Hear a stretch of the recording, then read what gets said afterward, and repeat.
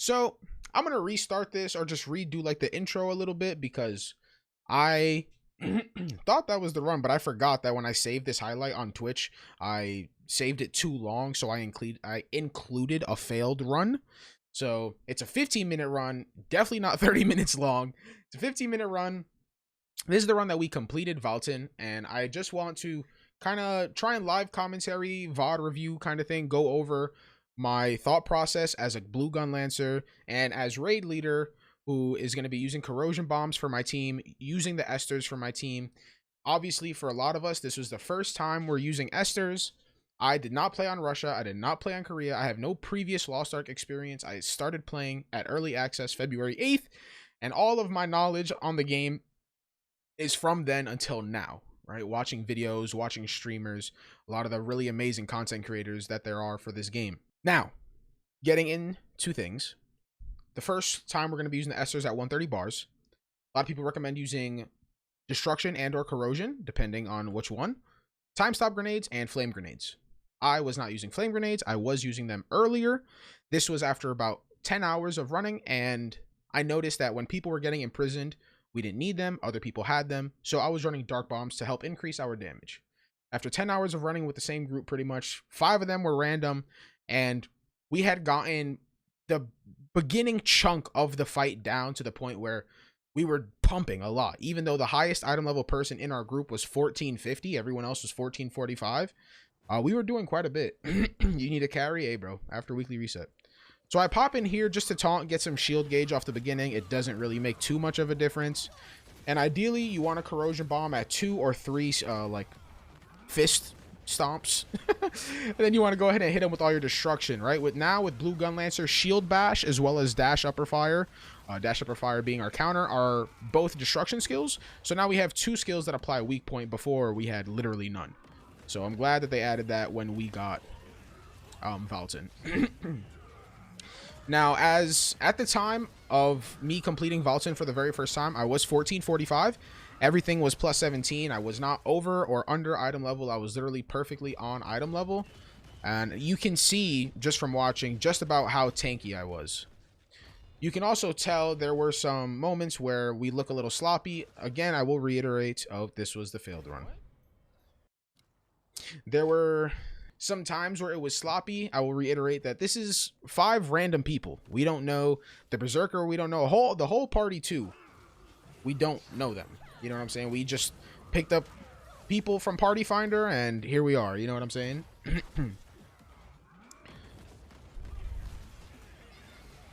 Popping the destruction. Corrosion bombs, if you don't know, increase the level of destruction. So it allows you to apply more weak point, which allows you to break his armor faster. Yeah, going back, you could just, if you're unsure how tanky you're going to be as a blue Gunlancer, you can definitely use this video or, you know, the other video that I uploaded of just us completing it to get a reference. Because like I said, I'm perfectly on eye level. Everything was plus 17 at this point. Nothing was 18 or 16 or nothing like that.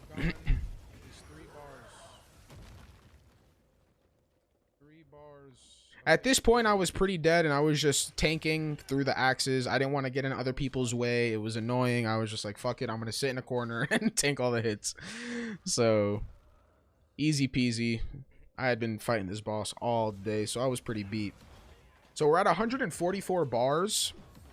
I throw the second corrosion right there so we can break his armor. And at 130 bars, we're going to be using the Ester gauge for the first time. That's going to be Balthor, so we can live through the white mechanic. Typically, you would grab these blue orbs and have everyone on the team grab one. And then that way you can live through the white mechanic. But this ain't hell mode. We ain't that cracked or organized or any of that. So we're using Balthor. Add me for my money. Yeah, okay, buddy.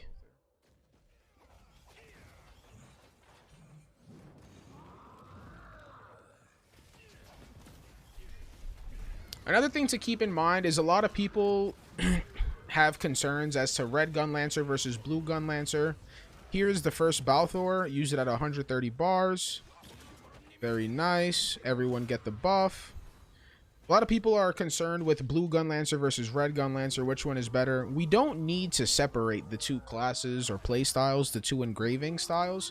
Let them coexist. If you prefer the playstyle of blue, play it. If you prefer the playstyle of red, play it. Both of them are good. Both of them have different skill sets and do excel at different things. But they're both fun nonetheless. Now, I will be talking mostly about blue Gunlancer since obviously that's what I play. And one of the biggest upsides is the damage uptime we get. If you look at the amount of damage I'm able to put out, right, it may not be a big, huge number one time, but I am able to constantly just stay on the boss's ass when everyone is dodging mechanics and all that shit. I throw a dark bomb out once he got staggered. Dark bombs are raid wide, so they apply to party 2 as well. So everyone is now doing bonus damage while that dark bomb is up. Now we have pillar mechanic right after these axes. Because, as you see, we DPS them pretty well. We're already down to 101 bars. I believe pillars is like 110 or 120 or something like that. No, I think it's 110 or 115. So we're already down to 100 and he's doing it right now. Jump on the camera because you're a blue Gunlancer. Boom. Boom. If this thing targets you, I cry. Gunlancer is so slow. You cannot tank through the red hit, but you can tank through the yellow. So if you're a blue Gunlancer and you get targeted by the red cone, just aim to not be in the red cone and you can shield through the yellow hit. See, here's a perfect example. Here is a perfect example. It's so small, you may not notice it, but check this out. After he throws his big cone attack, he puts out the telegraph for the spin, right? And look how many people move out of that. Sork sitting outside, Gunslinger sitting outside, War Dancer repositioning, Paladin repositioning, all of them reposition, trying to dodge the mechanic. Right? Glavier repositioning, War Dancer, Sork repositioning, everyone repositioning. And look at me. I'm in the middle of a fucking leap attack, jumping on this dumbass like a Goomba. That is one of the big things that people fail to mention with blue Gunlancer.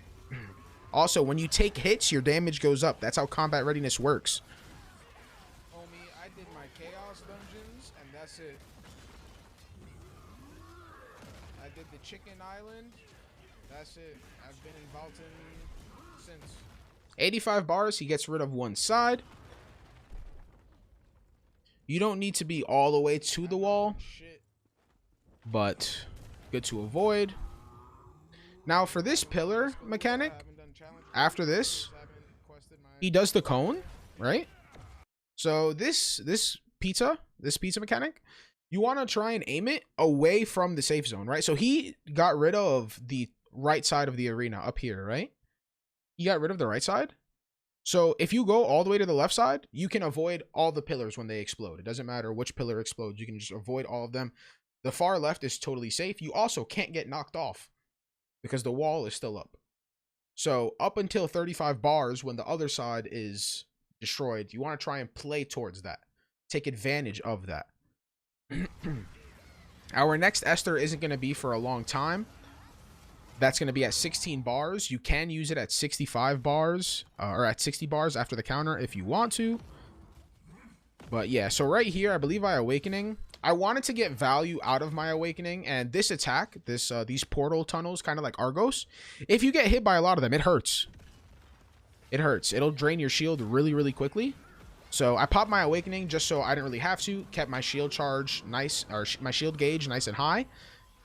And if any one of my party members is inside of that, they won't be getting knocked around as well, and they'll also get some damage reduction. So whenever this would happen, I was kind of whiffing on the pings.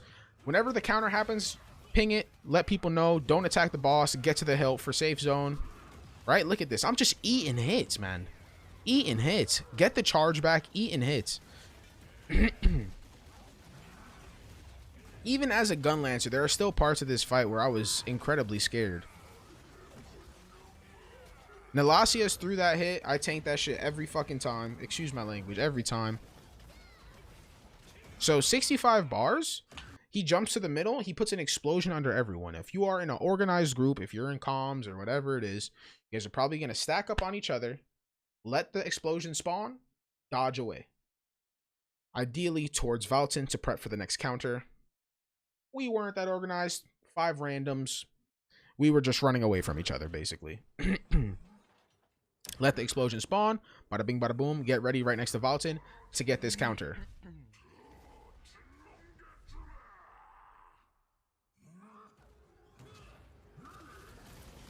I didn't get that counter, unfortunately. I suck.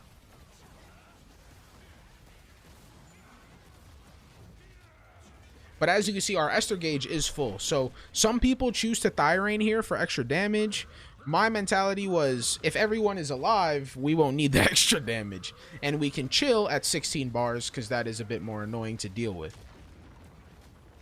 When this shield bar comes up, when the stagger bar comes up, a lot of people think it's like Alaric, right? Like in Alaric Sanctuary, you have to kill the maidens to remove the shield and then damage, right? Or like use destruction to break the shield, then do damage. Just damage. Just hit them. Hit them. It'll break the shield and get rid of the stagger bar.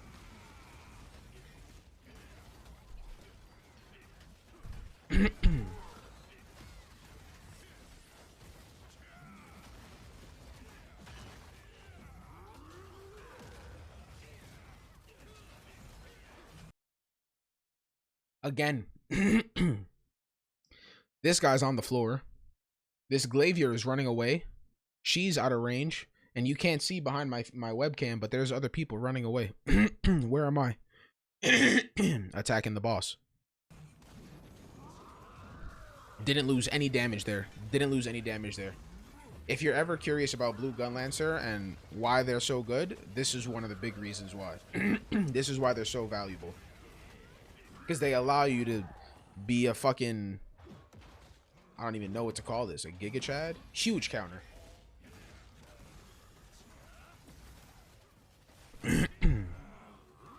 So we're sub 35 bars. I was blanking a little bit there. This one you want to get all the way to that right side wall. Taunt. You can taunt while he's doing this little charge thing to get some shield gauge. But just make sure to get behind the pillars after. Oh, my worst nightmare was getting targeted by these things. I hated that.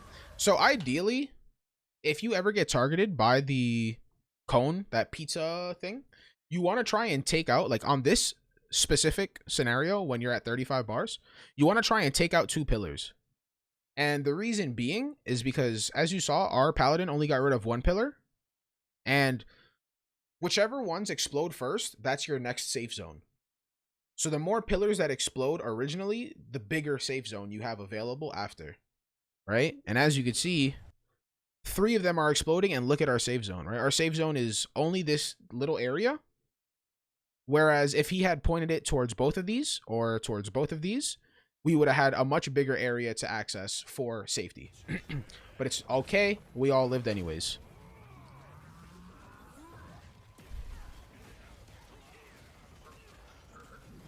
So I realized that that's a pretty good time to use my Awakening. My Awakening has about a minute cooldown. In about a minute, we'll be back in Ghost phase. So that's where I really want my Awakening available again. Pinging all the time on those counters to let people know. And we're about to be getting to 16 bars. At this point, I'm keeping an eye on that health bar like crazy. I want to make sure as soon as that shit says 16, I'm ready to Balthor.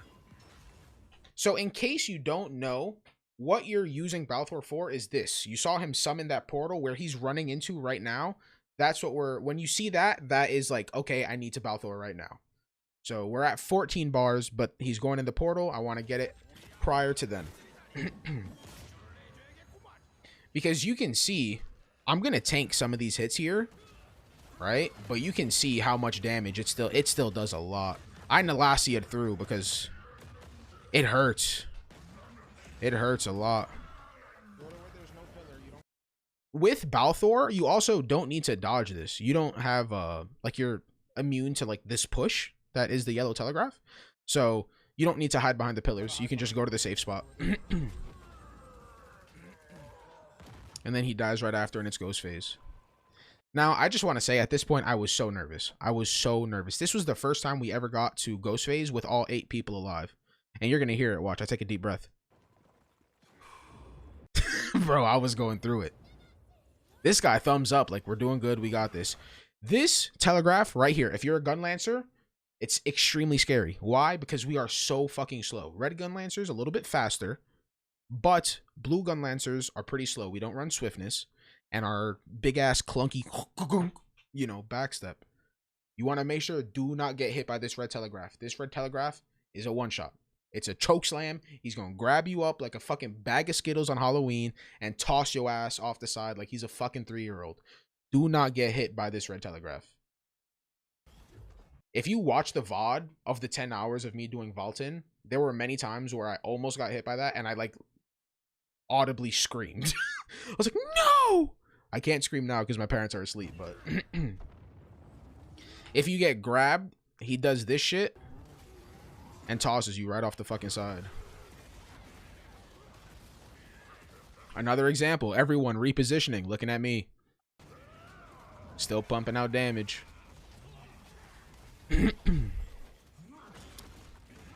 Now, I will say, as a Gunlancer, we have to take advantage, especially blue, we have to take advantage of the CC immunity, the push immunity that we have with this shield. That allows us to play a much safer and have much less stressful time on this little circle arena, right? We don't have to worry about being knocked off by half of his attacks because we can't be moved as long as we have our shield up. Now, with that being said, you got to think about it from another player's standpoint. Other normal damage dealers who don't have that available, they're trying not to get knocked off while doing damage, and they're going to be trying to get counters. Back to the original point, we want to be looking out for those counters. We're a utility DPS. We can do a good amount of damage. We're not going to out damage some of these DPS dealers, right? We're not going to out damage a Sork. We're not going to out damage a well-built War Dancer or a Berserker or none of that stuff. And that's fine because we have more utility than they do. So if you can, you want to be looking out to get these counters and help them, right? Help them not have to worry about that so that they can just focus on doing damage. Also, dash upper fire is a pretty good counter.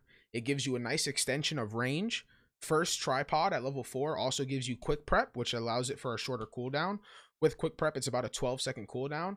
So you can alternate between that and bash if you need to use things on the fly.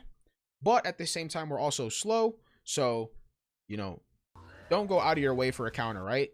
This counter is all the way on the left side, and I knew my paladins were over there. Both of them were excelling at countering. I wasn't pressed. But if the countering is on your side, you want to make sure that you can take care of that so that your other people don't have to.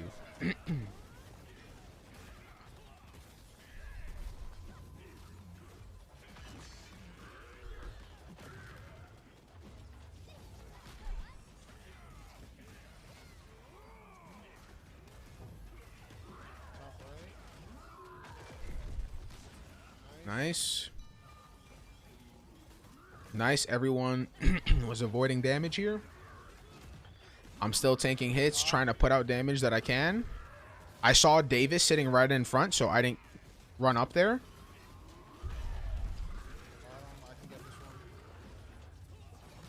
Nice. My boy Ruthless was able to get that counter. Paladins are really, really good for this. So are Scrappers. Their counters are very, very good.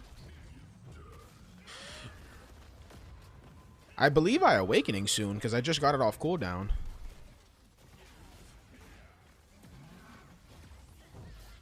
So you see this here? This, right? Right here, I smack him a few times. My eye is on my Awakening, and then I do this. I don't attack. The reason being is I know my Awakening has a very long cast time, right? I have to... Boom! And my worst nightmare was having him do his counter and then have my fucking Awakening drop down and get my whole team wiped. Because that did happen to us one run. One run, I used Thyrane, and then he did the counter shit, and Thyrane smacked the fuck out of him and killed like 7 people.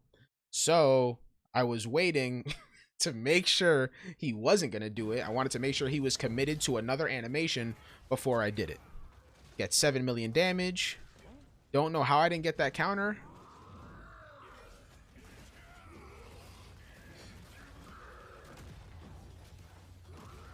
Nice. I was actually able to use bash. And shout out to the level 3 tripod. I don't, or to the level 10 tripod. I don't know if I would have gotten that if I didn't have that. There's no way.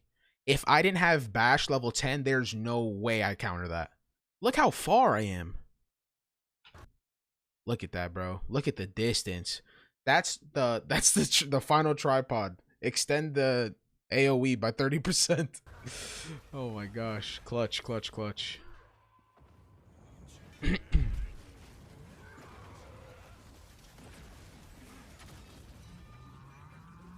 I was prioritizing pinging for them as opposed to repositioning myself because I knew I didn't need to have to. I wasn't gonna have to worry about that.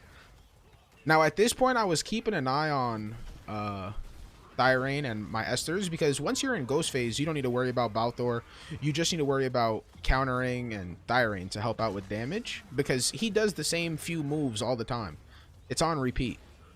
Now, I will mention, at this point, look how close we are, right? Our Esther gauge is almost full, and we have 3 bars. I don't know if you guys have realized it, but we've actually missed, I think, 3 counters in Ghost phase. And it's at moments like this where that starts to show. Had we hit 1 more counter, right here, I get to pop Thyrane, he's dead. And it may not seem like a lot, but there's 40 seconds left on the clock before he goes berserk. And every time he attacks, it's a chance that someone else falls off. So hitting those counters is essential to remove the armor stacks that he has and to help charge the Esther. Especially because you use Balthor at 16 bars, which is the mechanic before he switches over. You need all those counters to get the charge back up. I would say counters are almost more important than dishing out damage on the boss, depending on the situation. So right here, I was getting ready to Thyrane. As you can see, I Dark Bomb. Look how much my Dark Bomb does. Luckily, at perfect timing, if you look, actually, I can point this out. Shout out to my boy MK. Look at him right here. We're looking at Sylar. He's a Sork. Boom. Right here, you can kind of see him. He does the shit with his arms, right? In case you don't know, I am 90% sure that's the fucking, no, not that. Wait, one more. Here it goes. This shit right here. He lifts them up. You know what I'm saying? You already know that's that Debussy. That's the meteor coming down from the heavens. Right into the Dark Bomb. Look at the chunk of damage, bro. Look. Bow. Bow. Let's go. Bro, fucking finally. Bro. I'm telling you, you need to focus on enabling your team as opposed to being the top damage, especially as a Gunlancer. It was a very clean run on everyone's part, aside from Ruthless, who died right at the end. All that for a broken bone book that we ended up getting. But this is after 10 hours of runs, right? Or like 8 hours or whatever it was. And I believe this adds up all of your cumulative runs and like how much damage everyone put out. And there you go. Like the stagger is cool, but look at the damage, bro. 15% out of 8 people, right? 2 people obviously are paladins, or for our case, right? 2 supports. But because of that consistent damage you're able to put out, it doesn't matter how big the number is, right? If you shoot a cannon and it takes you 30 seconds to reload the cannon, is that going to be more efficient than a smaller cannon that takes 2 seconds to reload? You know what I'm saying? You're able to just boom, boom, boom, boom, boom, constantly. And then getting hit also recharges you. You know what I'm saying? What is that? Oh my fucking god, bro. If you want to play blue Gunlancer or red Gunlancer, they're both good. But don't expect to be top damage just because your damage values are higher than the other people. That's not going to happen. Right? You may hit higher highs with red or whatever, but the biggest thing with blue is that consistent damage. Red, it's more likely that you'll out damage people once we start getting our entropy set, and you get that extra head damage, the extra crit head damage, and the extra crit rate. You're really going to start to shine with the red Gunlancer. But as of right now, before people have that, blue is for sure a safer bet. And if you're thinking about going into Valtan as a Gunlancer, blue is so much easier, I imagine. To all my Gunlancers, though, I hope you enjoyed. I am a fan of red and blue. I've tried both builds, and I want us to be able to coexist. I don't want it to be like a, oh, you're blue, oh, you're red, oh, whatever, you know?